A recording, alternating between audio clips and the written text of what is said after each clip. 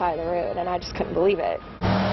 Stranded on the side of the road. That's where a Mid-City woman said the NOPD left her after they arrested her cab driver for running a red light. The 23-year-old said one of the officers said he would wait with her until another cab came, but instead he took off, leaving her there all alone. WDSU reporter Andy Cunningham live now with her story. Andy?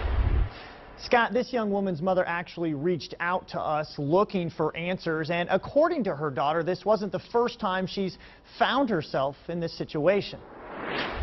The plan was to get into a cab and go home, and that is not what happened. I got left on Canal Street by myself.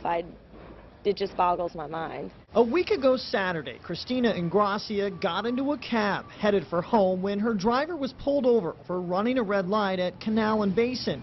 30 minutes later, she said officers arrested the cabbie on a suspended license. The policeman that was driving told me that they were going to wait for me to get a ride. He specifically said that to me. Ingracia said the second officer even gave her the number to a nearby cab company. So I start dialing the phone number, and as I'm dialing the phone number, they drive off. After waiting for a cab that never came, a friend came to her rescue.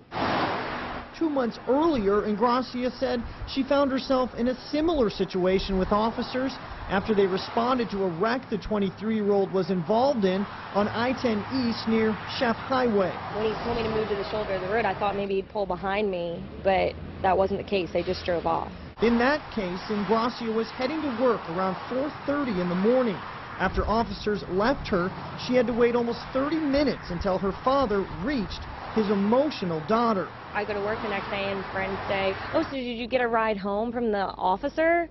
No, that is not what happened. I got left on the side of the street by myself. I'm not saying that I'm against the police department. I'm saying the police department needs to do something to serve and protect our citizens. That's not being done. Ingracia's mother, Janet Ingracia, says she's made countless phone calls to the NOPD and city leaders demanding answers. I'm hoping that maybe this will say, ding, ding, ding, we need to fix this. Now, an NOPD spokesperson told me at this time there is no set policy or protocol for this type of situation.